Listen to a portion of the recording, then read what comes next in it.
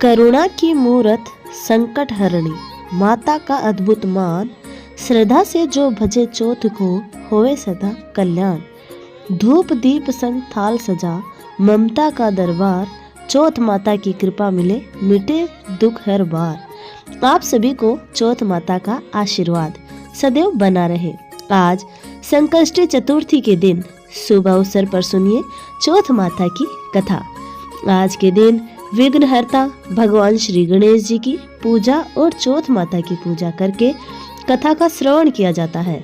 चौथ माता की कृपा से संतान सुरक्षित रहती है, संतानों की दीर्घायु होती है और निसंतान महिलाओं को संतान सुख की प्राप्ति होती है। साथ ही साथ भक्तों की सभी मनोकामनाएं भी पूर्ण होती है। आप सभी चौथ माता का ध्यान करके इस कथा को जरूर सुनिए। प्रिय श्रोताओं, चौथ माता की कहानी सुनने से पहले आपको बताते हैं कि चौथ माता प्रकट कैसे हुई थी। चौथ माता का व्रत संतान और पति की लंबी आयु की कामना के लिए किया जाता है। मान्यता है कि सवाई माधोपुर में चौथ माता ने यहाँ के राजा को दर्शन दिए थे। कहते हैं कि इस मंदिर की स्थापना राजा भीम सिंह ने कराई थी। लोक मान्यता है कि देवी चौथ माता ने स्वप्न में राजा भीम सिंह चौहान को दर्शन देकर यहाँ अपना मंदिर बनवाने का आदेश दिया था। राजा एक बार बरवाड़ा से संध्या के समय शिकार पर निकले थे, तभी उनकी पत्नी रत्नावली ने उन्हें टोक दिया, लेकिन भीम सिंह ने यह कहकर उनकी बात को टाल दिया कि चौहान एक बार सवार होने के बाद शिकार करके ही नीचे उतरते हैं। इस तरह अपनी रानी की बात को अनसुना करके राजा भीम सिंह अपने कुछ सैनिकों के साथ घनघोर जंगलों की तरफ चले गए। राजा रानी के मना करने के बाद भी शिकार को चले गए। शाम ढलने पर उन्होंने वहां एक हिरण देखा। सभी उस हिरण का पीछा करने लगे। थोड़ी ही देर में रात हो गई। रात होने के बावजूद भी भीम सिंह उस हिरण का पीछा करते रहे। धीरे धीरे वह हिरण भीम सिंह की नजरों से ओझल हो गया और तब एक तक राजा के साथ सैनिक भी रास्ता भटक चुके थे। राजा अब सैनिकों से बिछड़ चुका था। अकेले में राजा विचलित हो गए।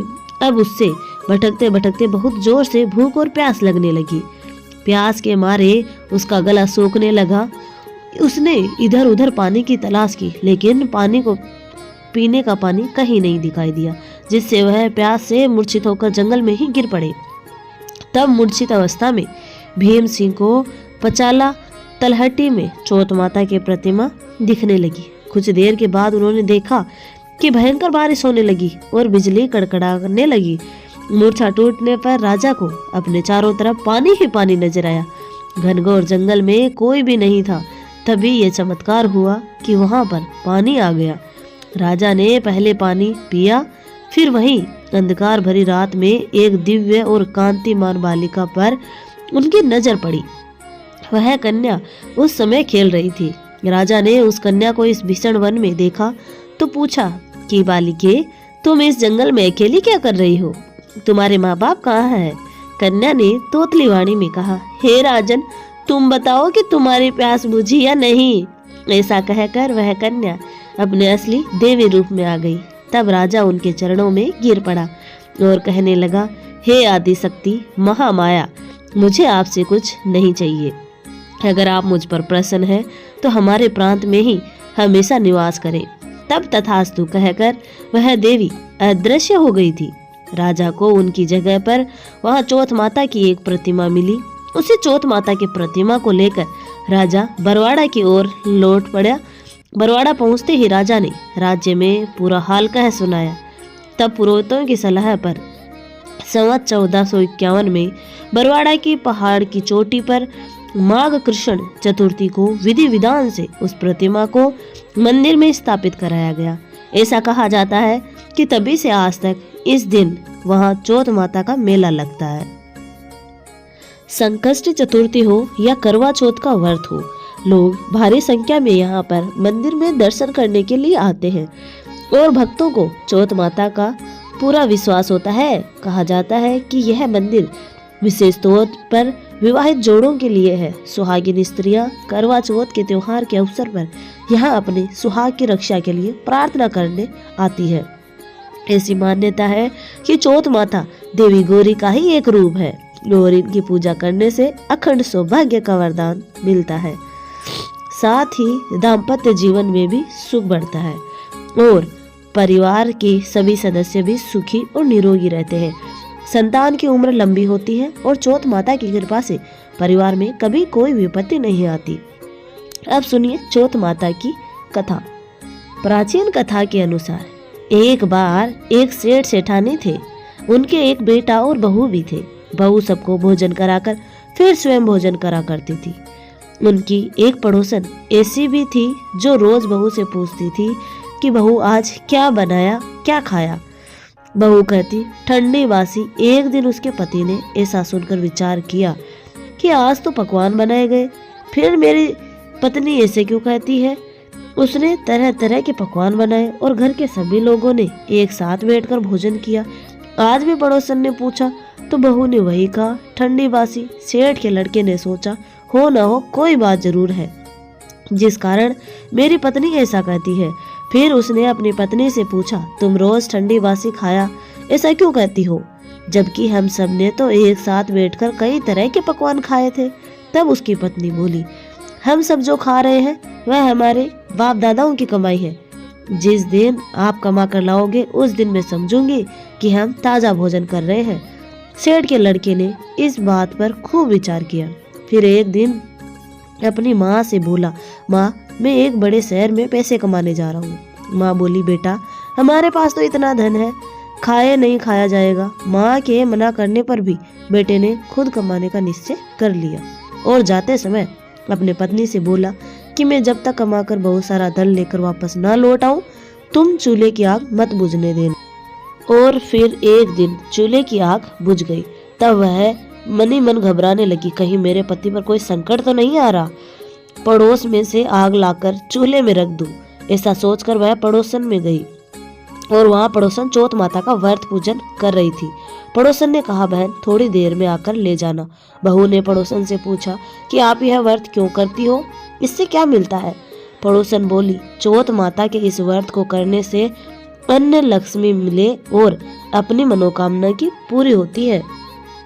अब बहू भी चौथ माता का व्रत करने लगी। दीवार पर चौथ माता बनाई और उस दिन घी गुड़ का चूरमा बनाकर रात को चंद्रमा को अर्घ्य देकर भोजन करती।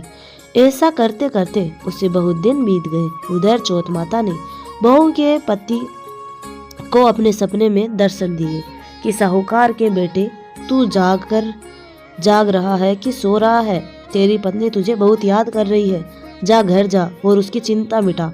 तू दुकान खोलकर कुंकू केसर का पगलिया बनाकर बैठ जाना, आज तेरा सारा हिसाब किताब चूकता हो जाएगा। अब तो चौथ माता ने जैसा कहा था वैसा ही हुआ। उसने घर जाने की तैयारी की और गाड़ी भरकर धन दौलत लेकर चल पड़ा। रास्ते में एक बड़ा सा काला नाग फन फैलाए बैठा गया और बोला आज तो मैं तुझे डस लूंगा, नहीं तेरी उम्र पूरी हो गई। सेठ का लड़का बोला आज चौथ माता ने मुझे सपना दिया तो मैं अपनी पत्नी से मिलने घर जा रहा हूँ। वहाँ मेरी पत्नी मेरा इंतजार कर रही है, बहुत चिंता कर रही होगी। मैं उससे मिलकर जरूर वापस आऊंगा, तब तुम मुझे डस लेना। नाग बोला तुम अगर शपथ लेकर जाओ तो ही मैं तुम्हें जाने दूंगा, अगर तुम लौट कर नहीं आए तो मैं तुम्हारे घर पर आकर ही तुम्हें डस लूंगा।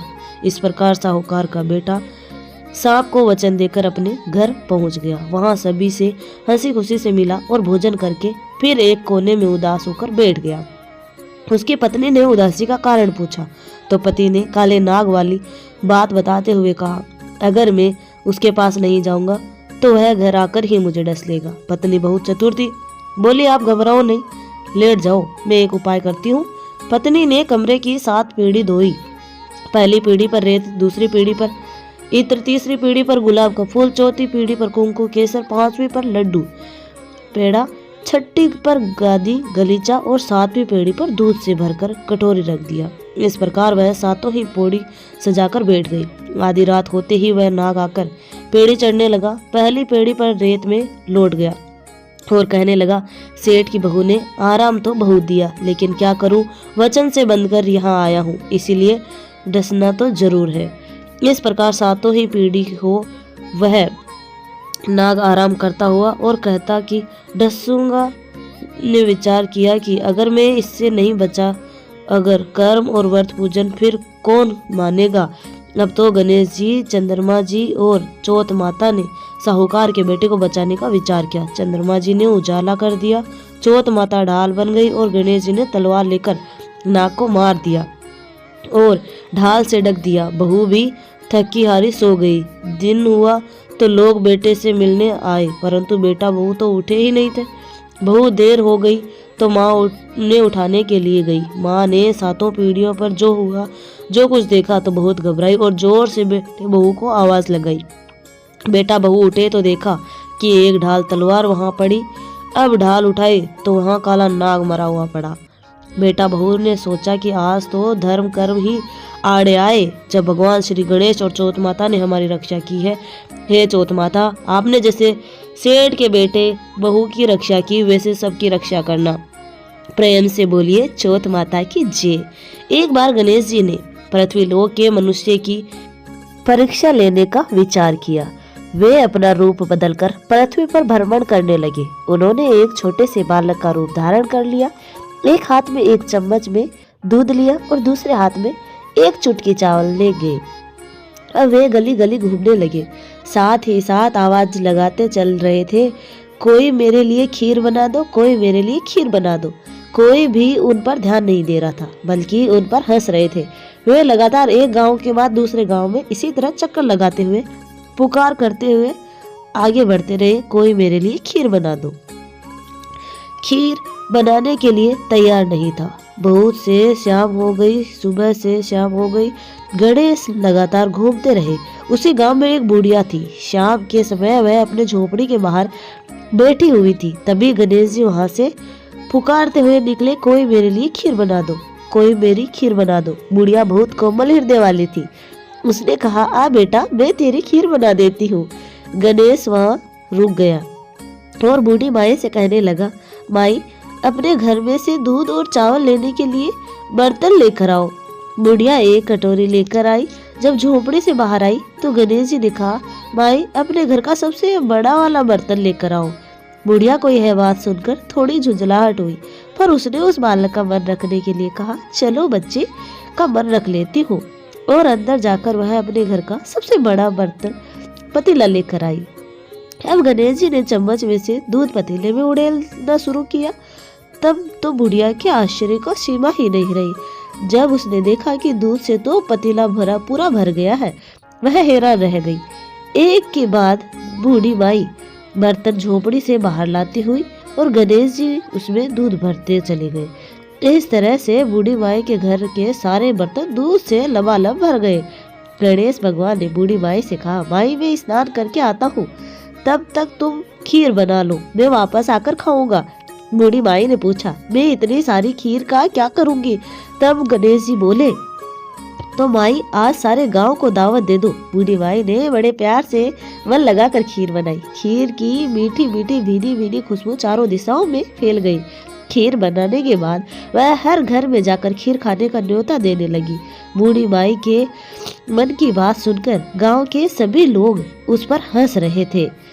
बूढ़ी माई के घर में तो खाने को दाना नहीं और सारे गांव को खीर खाने की दावत दे रही है, लेकिन गांव के लोगों को कौतूहल हुआ और खीर की खुशबू से लोग खींचे चले गए। तो देखते ही देखते सारा गांव बूढ़ी माई के घर में इकट्ठा हो गए। बूढ़ी माई की एक बहू थी। जब बूढ़ी माई की बहू को दावत की बात का पता चला, तब वह सबसे पहले वहां पहुंच गई। उसने खीर से भरे पतीले को जब देखा तो उसके मुंह में पानी आ गया। उसे बड़ी जोर से भूख लगी हुई थी। उसने एक कटोरी में खीर निकाल ली और दरवाजे के पीछे बैठकर खाने की तैयारी करने लगी। इसी बीच एक छींटा गिर गया और गणपति जी को भोग लग गया, जिससे वह प्रसन्न हो गए। अब तो पूरे गांव को खाने की दावत देकर बूढ़ी माई वापस अपने घर आई तो उसने देखा बालक भी वापस आ गया था।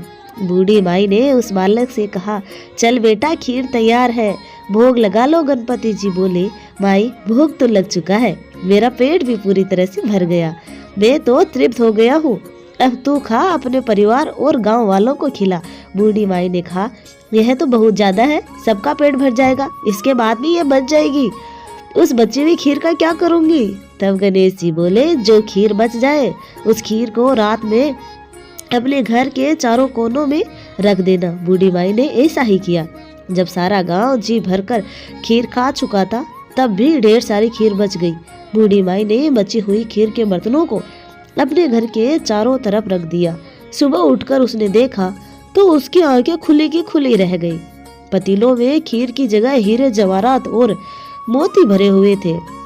वह बहुत खुश हुई।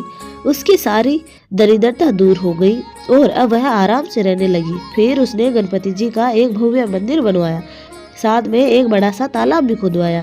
इस तरह उसका नाम दूर दूर तक प्रसिद्ध हो गया। उस जगह वार्षिक मेले लगने लगे।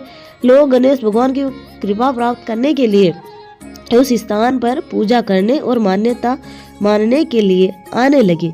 गणेश जी अब सभी की मनोकामना पूर्ण करने लगे। हे गणपति भगवान, इस कहानी को कहते सुनते और हुंकार भरते सभी पर अपनी कृपा करना, सभी की रक्षा करना, सभी के विघ्न दूर करना।